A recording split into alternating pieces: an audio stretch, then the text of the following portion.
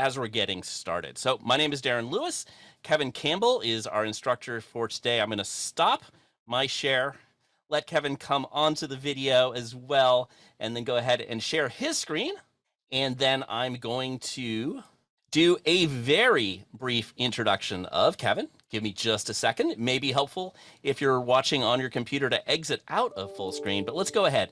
So Kevin Campbell is the Director of Global Training Delivery and Chief Trainer for the Presentation Company. Kevin spent over 15 years in employee training and development, marketing, business communications, and management. Before that, Kevin's also got 10 years in the entertainment industry, where he honed and crafted story as an on-camera host for networks such as National Geographic, AMC, and A&E. Kevin has also spent time behind the camera developing pilots for Bravo and Comedy Central. Hey, Kevin, with that, I think the floor is yours, sir. Great. Thanks, Darren. I'll go ahead and come on camera as well. Darren, you're a good hype man. I appreciate that introduction. Really excited to be here with you all as we get formally introduced to everyday business storytelling. Again, such a pleasure to be leading you through this short but really impactful session. Our goal is going to be how you can explore this content in your everyday business communications to really influence, to move people to action. And I'll tell you, as much as I love a good story, I think a storytelling and stories need to be practical in our world of business. And to do that, we need a story strategy. And that is really what we're going to focus on today. I'm going to arm you with some great tips that really can apply to any conversation you have to tell that strategic story. So let's just talk a little bit about what we're going to do here today. There's going to be 3 parts to our session. First, we're going to explore storytelling fundamentals. And in this, I'm going to arm you with a very simple but very impactful framework that will help you organize your ideas and your data into that meaningful story. Then we'll take that story, we'll apply it to a real business scenario, and we'll look at it through that lens of good versus bad storytelling. Part 3, we're going to talk a little bit about flexing your story, because stories need to be flexible depending on the scenario, depending on the audience. And one of the things I think you'll love about this session is the flexibility that this framework offers you when you enter into any business communication. So lots to cover, but you're going to be a pretty important part of this. So here's my invitation to you to be ready to actively participate. All of you met Darren here to start out this session. Darren is going to be my Q&A manager. It's an important job. It means that he's going to be gathering all that great content, comments, questions that you put into the chat panel and going to be surfacing them. I also want to hear from you. So I'm going to be pausing throughout to have some Q&A breaks. So you can come on the audio, the video, share your questions, share your comments. But again, I want to have a lively conversation in chat. So please don't, feel free to use that here throughout. So just to make sure you all can access chat, and I do want to start out today with a question to you. My question is, what makes a great story? So navigate to that chat panel, if you will, and let me know when you start to think about your favorite book or your favorite movie or your favorite TV show. What makes a great story? What are those characteristics that come to mind? You may even consider yourself a great storyteller, and let us know in the chat panel, what makes a great story? I see Kent has started out the conversation. Kent, one that is retold. Great. So yeah, it's got to be good enough to grab our attention, to remember it, and to be able to actually tell it after the storyteller is finished. Mike said a great hook. Yeah, what's that hook to a story? What draws us in? Absolutely. We need to be hooked if we're going to continue to read or watch and really involve ourselves in that story. What else? What else makes a great story? Love to hear from more of you in the chat panel. What are some of your thoughts? Kent, yeah, you also said you need that hero. You need kind of that guide. And I love that you brought the word journey into this, Kent. That's kind of how I think about storytelling as well, that we are taking our audience on a journey. Great characters have a beginning. They have or great stories have a beginning, a middle, and an end. And Giancarlo says this, that character development is a big piece of that story as well. Who are the characters that we're following? Jordan said losses and comebacks. Yeah, Kent, I love that you brought this up, the hero's journey, that arc that we can share with whoever's listening to us. And Brandon, I love this purpose, right? What is the purpose and intention of our story? So it's amazing to see that so many of you have seen great stories in your day and experienced great stories. And why is that? Why is it that we all just intuitively know a thing or two about storytelling? And I really think it's because fundamentally, we as human beings connect through story. It is absolutely in our DNA. And I think it's one of the reasons why social media is so powerful. Think about it. We see one image or one description, and we are transported to that location. And I don't think that will ever change. I think that we always fundamentally connect through story, but there is something that has changed, and it's changed fairly drastically in the world of business. It's how we tell those stories in the world of business. Hopefully this looks familiar. You can let me know, maybe using some feedback icons, green check, comment in the chat panel. Does this look familiar to you? What we now do in the world of business, we cram as much data as we can into our communications. We can see it on this slide here, right? We've got analytics and charts and graphs, and it really is, and I kind of call this fire hosing our audience with data. And we ultimately tune out, right? All of us have experienced this. We've been fire hosed. We may have fire hosed some audience in our days as well. Now, I do want to be really clear with what I'm saying. I'm not saying that data is bad. I'm not saying that you shouldn't have data. It's actually the complete opposite. You need data in your stories. Data provides insights. Data provides clarity. Data allows us to make decisions. But what I'm saying is when we overload the story with data, when we rely too much on it, that data becomes noise, and it fails to capture attention, and it fails to inspire change. Whereas in story, on the other hand, and I love this image, we've all been here, right? Just completely immersed in the story that we're hearing. A great story captures that attention. It inspires change. And why is that? When we start to think about a little of the neuroscience around storytelling. Story appeals to our right brain, where we imagine the possibilities, we see the big picture, we use our emotions. Data appeals to our left brain, where we use logic and reason. So my first pro tip, and I'll offer several here throughout our time together, is it's the combination of story and data that's truly where the magic is. And if we step back and think about it, according to cognitive psychologist Jerome Bruner, we're 22 times more likely to remember a fact if it's wrapped in data. It's powerful, right? Especially in a world where we experience information overload and our attention spans are shorter and shorter. So the question is then, how do we do this? How do we take our data and wrap it in a story? And it really comes down to having a structure. Because all great stories, as we've said earlier on, they take our audience on a journey. And that journey has a beginning, a middle, and an end. I love this particular visual as well, because we can see the twists and the turns on that road, but that light up ahead, right? How do we keep our audience with us on that journey? To do that, I'm going to introduce here a simple but very practical storytelling framework to allow you to structure your ideas. And I call this the 4 signposts of a great story.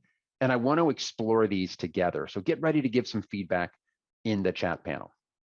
So the first of your 4 signposts is setting. What does setting do for us in a story? Let me know in the chat panel. Why is setting such an important part of a good story? Again, navigate to that chat panel, share your thoughts, share your feedback. Why is setting so critical for a story? Thank you, Kent. Thank you, Giancarlo. I see this word over and over again. Yeah, Darren, I think we're right on with this word context. Nailed right? it. I keep seeing it over and over again. Yeah, Kent said it sets the stage.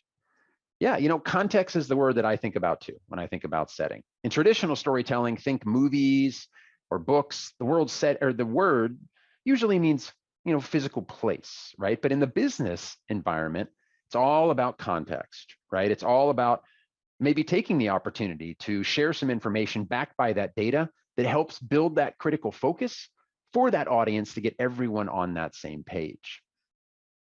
So again, setting is all about that context we provide. Our next signpost are characters. Why are characters so critical? Let me know in the chat panel. Why are characters such an important component of a great story? What do you think? Rachel, characters progress the story. Yeah, it gives us someone to relate to. Any other thoughts on why characters are so critical? Yeah, Kent, you said relate to the story. I love that word relatability, right? Because how can we make our stories relatable? Really comes in the character that we're following. Yeah, and Kent, you also mentioned connection, right? And absolutely correct. Fundamentally, characters make us feel, right? They trigger our right brain. They advance this storytelling framework by demonstrating how this current context, the conflict is experienced by people. And it really adds that emotional element to our story, again, as so many of you are saying, to make our story relatable. And there's a number of ways that we can introduce characters into our stories. We could introduce the named character. We could put ourselves in the story, or maybe it's an unnamed character. So the strategy is up to you, but it's really important that we have characters in our story. And it brings us to our third signpost, conflict. I'd love to hear some of your thoughts on why conflict is so critical. It's pretty interesting. I know earlier, many of you mentioned the need for that hook, right? And I find that hook usually comes right around here, right in the conflict of the story. So let me know thoughts on why conflict is so critical. When I think about conflict, I think about that tension, right? That ability to give our story momentum. And Kent said, yeah, it builds that interest.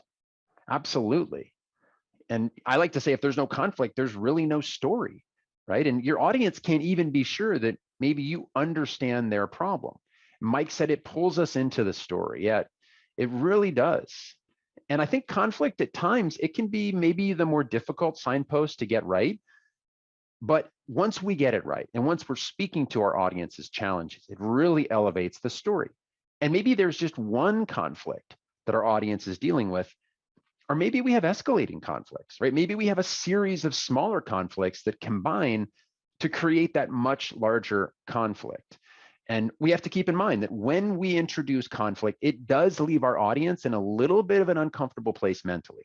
We pointed out shortcomings in the old situation.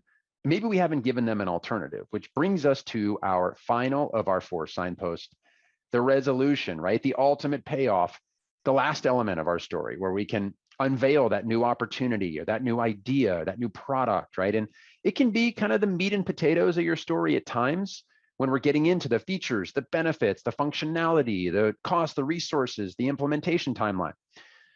So when we step back and we look at these 4 signposts, setting, characters, conflict, and resolution, where do you think so often we begin the story in our business communication? Which of these signposts? Let me know in the chat panel. Do we begin in setting, characters, conflict, or resolution? What do you think? I'd love to hear from each of you, just to get your thoughts on this. Rachel started the conversation and said conflict, and Carrie and Brandon also agreed and said conflict is where you start. What do the rest of you think? You agree that conflict is where you find yourself starting the conversation, or is it a different signpost altogether? Ken said characters. Great. We're getting a nice variety of where we begin the story. So I would say that when I work with teams, 90% of the stories that I see, they begin in the resolution. They begin in the end of the story, talking about ourselves or our product or our services. What we forget to do is we forget to build the case for why it matters.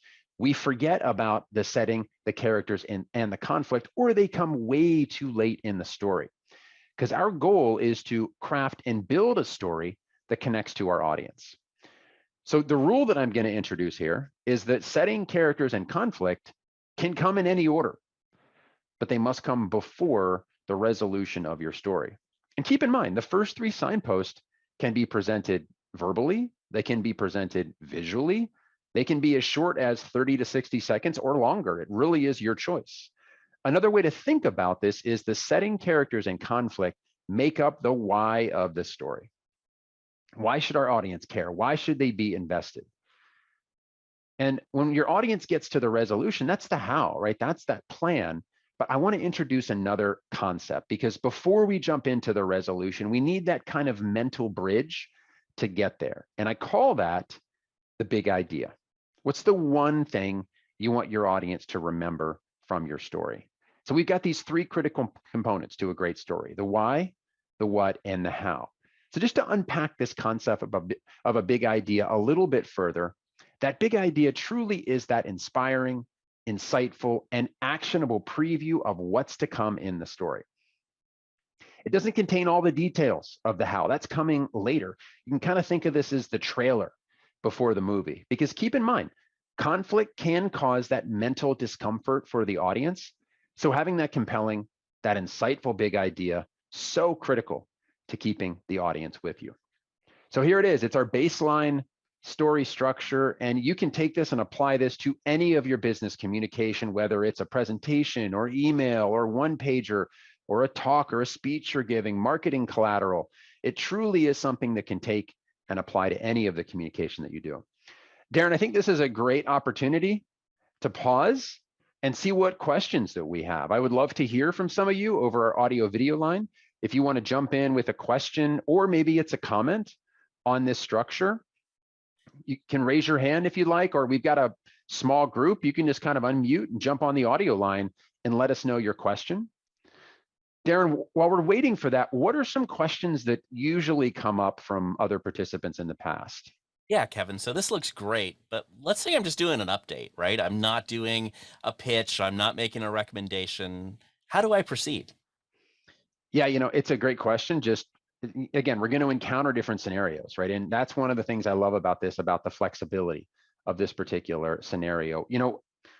So I would say I usually ask myself one of the two questions, Darren. Do I have conflict in my story, or do I not have conflict, right? And sometimes we're delivering updates that don't have any conflict, right? And just a couple of my baseline story structure components apply if I don't have conflict. Maybe I'm just going to be in the setting and characters of my story, and then I leave with just one big idea, one key message, if there's no conflict in the story. But what I always encourage teams to do, Darren, and really individuals, is let's work a little harder to find that conflict, right? Let's lean on ourselves. Let's lean on others. Let's lean on a colleague.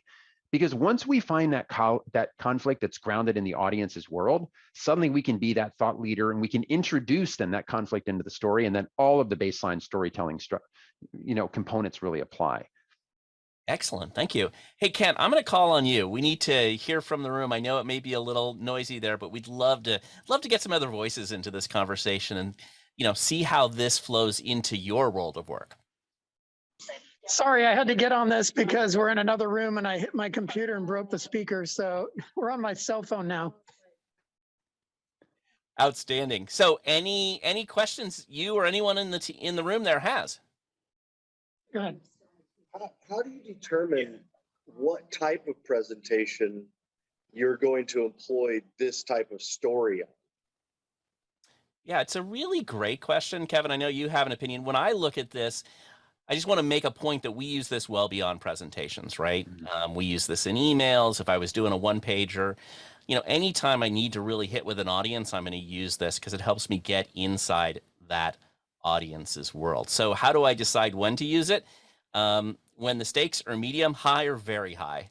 And then if I have time, I just find that there's so much discovery that goes on through this process. You really understand that audience better. And, sometimes I find I don't even have the right audience in the room. So it's really, I try to use the process as much as possible. I've even got it set up so when I do a response in an email, it brings kind of a short version of the story structure up to remind me. Kevin. Yeah, I was going to use that word discovery as well, because while I'm going to use this for every business communication that I do, again, that's at more high stakes, right? But I even use this when I'm at that discovery. I'm asking myself, what are the main things happening in my audience's world? Who or what do they care about? What challenges are they facing, right? And that helps me really craft the story before I'm even getting into the output, which again, maybe that's going to be a presentation, or maybe it's not going to be a presentation. So it really helps with that discovery and that application. And one of the things just to mention as well is we do have a book, Everyday Business Storytelling, that's out in the marketplace. And if you love what you hear today in this short session, this is a great way to really extend the conversation, because everything that we cover and more is included in this new book. So absolutely go out, check this out, because there is a ton of great information in here. And we'll just touch on a couple of those key aspects. I want to move into our second part here. And now that we've been armed with those storytelling fundamentals, I want to explore how we can apply this framework to the kind of stories that we share in the business world. And to do that, we're going to look at a good versus bad storytelling example. So I want to introduce you all to Go Insurance. This is a fictitious company we use for training purposes. Now, to tell you a little bit about Go Insurance. Go Insurance sells home and auto insurance, and they've been in business for 55 years. And they've got a historically very strong track record. Now, they've traditionally grown their business through those multi-generational referrals. So think customers' kids, but they're realizing they need to think differently to appeal to the next generation of insurance shoppers. So what you're about to see here, it's a before and an after version of a presentation that was given by someone in marketing to the Go Insurance leadership team. And it's ultimately a recommendation for how Go Insurance can build relevance with tomorrow's insurance shoppers. We're going to see a before and an after, and I'd love to get your thoughts as we look at these two examples. Here's the before. What are some things that you notice just right off the bat? Maybe this feels familiar to some of you. Maybe this feels like something that you've seen or maybe even given, right? But we're learning a different way to tell that story. But I'd love to get your thoughts in the chat panel. What do you notice about this story from Go Insurance? I kind of call this the information dumping ground, right? Yeah, and Kent, you mentioned so much text and charts and not a lot of context. Rachel, I love that you picked out from a storytelling perspective, the resolution comes first. We have a recommendation. Yeah, again, something that we see so often, that we lead with the recommendation, we don't give our audience what truly matters or enough information to make that decision. And if we actually, to build on your point, Rachel, if we layer on our signpost, we start at the end of the story. We start in the resolution and then sharing a little bit of setting and some characters, and we continue through the story, right? Setting and characters, and then we get to the resolution in the end. Again, we kind of revisit it, but we can see we're missing some pretty critical components. No conflict in the story at all. And what's the one thing? And that's such a truly unlocked concept here. What's the one thing you want me to know? Or what's the one thing you want me to do, right? There's no big idea in this story. I don't know what my key takeaway is, which is important in any story, but especially if this story has to live on, right? I'm not always going to be in the room to be able to share this story. So what's the one thing? And it's absolutely true that there is nothing like a poorly conceived story to remind us what a relief a well-conceived story is. So let's get a little relief. Let's make over this Go Insurance story, and let's look at this really through a lens of a story strategy, and let's apply that strategy to Go Insurance. And I'd love to get your reactions to this after example. What do you notice now with this made over Go Insurance story? What are some things that you notice off the bat, either from a visual standpoint, because yes, it's had a facelift, but I want to focus us as well on the story here as well. Mike, you said the visuals with people, so we're suddenly, our characters are coming to life a little bit more. Absolutely. Kent, you mentioned that mix of visuals and also text. Mike, you talked about that progressive story that builds. Yeah, again, that flow, that building of the story. Kent, yeah, no more charts, which we're all in favor of highly visual, not to totally eliminate charts, but we need to think about the fact that, and you see it evident here, right? That how is the audience going to be interpreting this information? It's a mix of photos and some diagrams and some text. And so often we lean on charts, right? Chart after chart after chart. And if we drill a little bit deeper, I want to kind of walk through some of these slides so we can see a little bit more about how this after came to life. So here's the title slide. Again, here, we see that we're immediately building some context for why we're here today, connecting with tomorrow's insurance shopper. And then we get into the setting and characters of our story. And one of the things that I want to point out, and this was a huge unlock for me, is the power of a story headline. When purchasing or renewing insurance, consumers have many resources at their fingertips.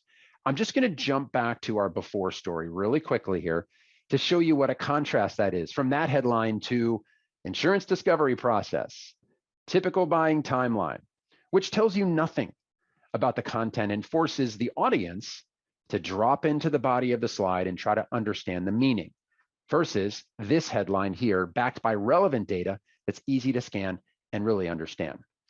So we now move into the conflict of our story. This blended path to purchase for property or auto can be complex. And the conflict continues. And again, we do have some data here. Here's a horizontal bar chart, but it doesn't feel like a heavy lift to interpret this information because of how we've ultimately visualized it and the headline that really supports it. and the conflict escalates. Our old methods aren't working anymore. So we've been through our setting, characters, and our conflict, and our audience is now ready for the big idea. To reach tomorrow's insurance shoppers, we need to build relevance during their buying journey. Notice this one key message. It's not buried on a slide. It's not in the bottom of the slide. It's not hard to find. It's super concise, direct, actionable, and powerful for the audience. And it's that bridge that then gets us into the resolution, right? And here's how we build relevance with tomorrow's shopper. Simplify, personalize, differentiate, right? And then we can go into each of those individual categories as we talk about simpler discovery process, a personalized experience, and then differentiated product offerings. And I love this particular tip. I'm bringing the big idea back. And this is my last slide here. I'm bringing it back. So that one key message, I'm really bookending the resolution with that big idea, that one key message. Now, if I step back and look at this from a 30,000 foot perspective, right? The story begins with a clear why. That the insurance buying setting, it's really introduced along with its characters who are the consumers that we see right here. And the conflict as we move into it explains the complexity of the insurance process, escalates on slide 4 with some data showing that the old road to reach consumers is now disappearing. And then we see that what, right? The big idea brings us into the resolution, which is our how. And then again, we go back and revisit the big idea at the end of our story here. So a powerful, I love to see examples. I love to really understand, right? How can we transition from the before, those less productive stories into these really impactful stories that move the conversation forward? And then I want to kind of pop in here to our third part and talk a little bit about a strategy that has been a game changer when I have that particular scenario, right? When I have a scenario like presenting to executives and I thought I'd have 30 minutes and now I only have 5 because to your question, sometimes I may think I know the length, but the length changes, right? Rarely, I think, have I gone into a meeting knowing I'm going to have X amount of time and it's exactly that amount of time, right? So we need to think about this particular scenario. And I wonder, I'm going to ask all of you first, how could you take the baseline story structure that we've learned and apply it to this scenario around time? Right? We have time constraints. How do we keep it flexible? What are your thoughts on how we could take this scenario and leverage it? And at this point, I do the Jeopardy music, except then we get a copyright strike and, not worth it, right? We'd have to have the rights to it. And this suddenly becomes a lot more expensive to be able to execute. Come off of audio if you want to just share of how you think we could leverage the baseline story structure, apply it to this scenario. I'd also welcome those comments in the chat panel as well. That here's our scenario, presenting to executive. You thought you had 30 minutes, now you have 5. What do you do? Maybe even here we go. Jumping in here, this is Giancarlo. I think it actually just applies just the same, except you're giving that 15-second elevator pitch versus the 30-minute draw out. The structure is still the same, but you're much more condensed in terms of what is the most valuable headline that each delivers in each of those sections to present that point across. So to me, it's the same structure. It's just condensed to just the most essential. And then everything else, if you're talking about like an actual deck or a presentation, throw everything else in an appendix and just leave the core up front. I appreciate that, Giancarlo, how you didn't say, I'm going to abandon the signpost, or I'm going to go right to the resolution, right? That you were reinforcing that, hey, let's keep our approach. But yes, we may need it more strategic. We may need to condense this, but it's important to still have those signposts in there. So I really, really appreciate that about your answer there. Kent said, cut down presentation to the essential components of the story, 1 slide each versus multiple, for example. And I think that's such a great point too. We don't need to have, and if the output here is going to be a presentation deck, we don't need to have 1 slide for every single signpost, right? Maybe we are combining and we've got 1 slide that summarizes our setting, characters, and conflict. Maybe we're going to share some verbally, right? It doesn't even have to be visual. And so that's one of the things I love about entering into this meeting, knowing my story kind of forwards and backwards, I'm ready. There is one strategy that's really been a game changer for me, and I want to share it with you. It's called the pivot strategy. So the idea behind the pivot strategy is I'm still using all my core storytelling components to structure this story. but I'm going to really anchor myself from the big idea. And I'm kind of creating a pivot point where I can move from the big idea to the why or the how of my story. And I should be prepared to kind of zigzag a little bit from this particular anchor point, and I can dive deeper or potentially pull back. Now, to leverage our example here, our Go Insurance example, you can see that the story is still intact in a linear order. But what I'm going to do is I'm going to hide everything except the big idea slide.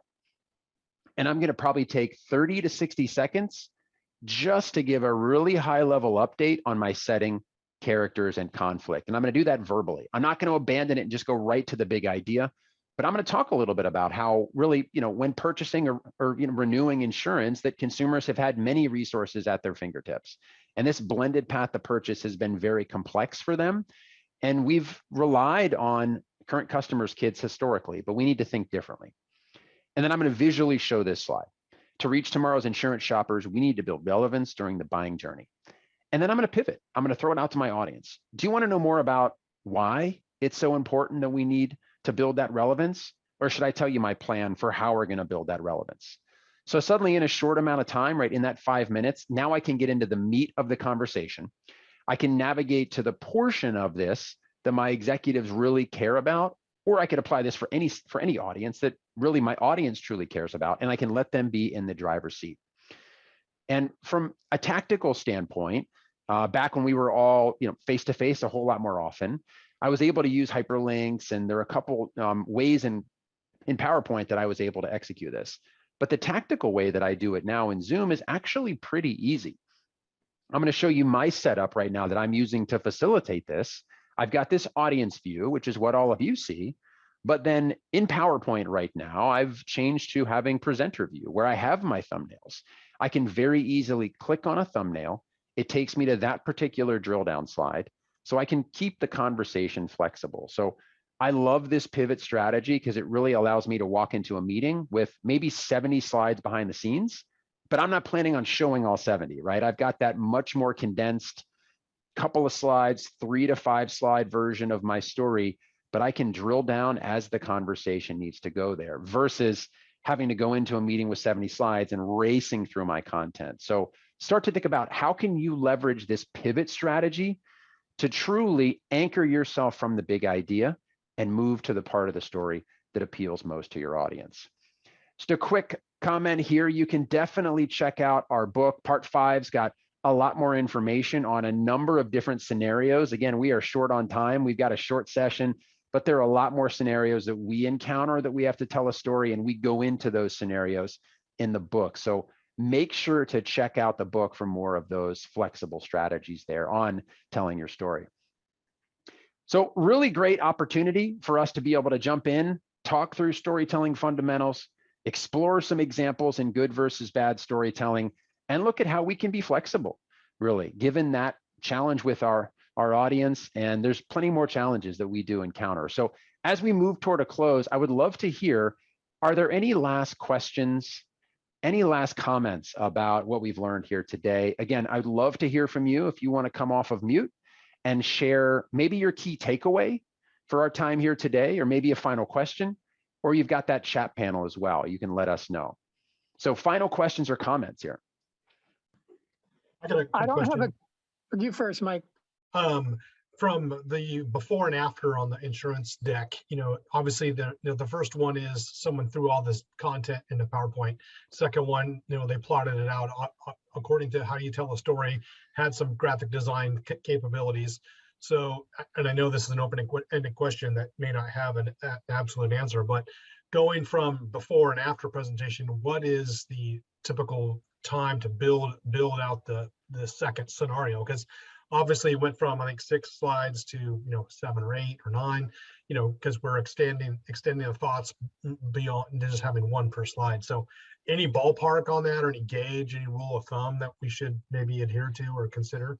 Yeah, I think this is really in my wheelhouse, because I come from the design side of the business here. One of the things we provide our clients in other classes, our data visualization and visual messaging class, is like 100-slide library of pre-made layouts that get them 80 or 90% of the way there. So having those resources for the team is enormously empowering and super valuable. We run our own teams through this as well, so I get to see them using the visual slide library within our business. And of course, obviously, Kevin and I have seen probably thousands of decks each at this point, having people in the classes doing these kind of story and visual makeovers. The real trick is we don't want to turn you into designers. We want to give you a resource and enough design to be dangerous, enough technical skill to be dangerous, but to really focus kind of in a very focused manner on, on being able to spend your time putting your story together, making sure your insights are right. Kevin?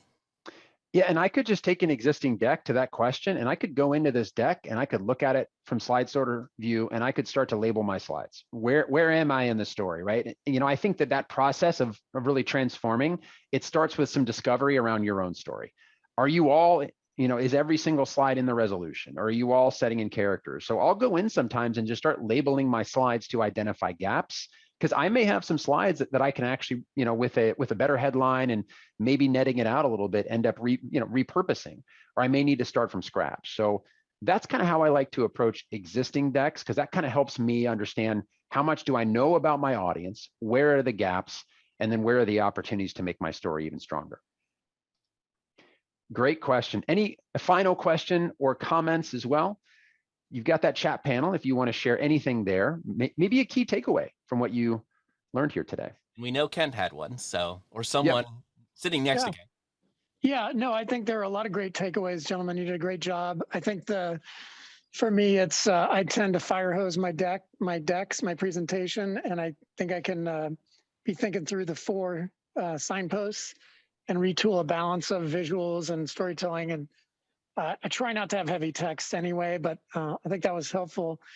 And then another observation we noticed was how your presentation format, even without a deck, was a winning combination of engaging the audience, us, early, and then often, regularly, to force us to be engaged, and then, or encourage it. And the other part was the fact you guys presenting together and how you played off each other kept us far more engaged than if it was one talking head. I think that's just a good reminder for everybody that to work as teams to keep presentations engaging. Yeah, I love that. And there's actually a section in the book on team storytelling and how to design that and how to be really intentional about it and kind of what those roles look like. We certainly do it here. We used to do these as talking heads, and we found that they got a lot more interesting, even just for us, if there was a dialogue going on. Kevin? Yeah, absolutely. And, team presentations, that's something that we encounter. And it's why that having stories like the after that we saw here make it so much easier for Darren to present a section, or for a colleague to present a section, for me to just send this to a colleague and say, hey, can you present this on my behalf? So it's certainly a real environment that we find ourselves in, and it's why telling a story is really so much more effective for our audience. Fantastic. We're just pausing one more time just to make sure that there's nothing else anyone wants to share, ask in that audio line or the chat panel. Well, Darren and I will absolutely hang around if there's any other questions that anyone does have, but just wanted to thank you all for just a wonderful session and asking those important questions, sharing those important comments in the chat panel. And Darren, thank you for adding our contact information there, both LinkedIn and our email addresses. Please do get in touch with us. I'm Kevin at presentation-company.com, and you've got Darren's contact information there. We'd love to continue to be a resource as you do tell those more strategic stories. But it was a real pleasure to work with you all today and meet all of you, and I certainly wish you all the best moving forward. So Darren, I'll turn things over to you to kind of get us formally closed out. Thank you all. Outstanding. Thank you, Kevin. Thank you all for your participation. We look forward to continued collaboration. And yes, once again, do keep in touch. I'm going to go ahead and end the recording.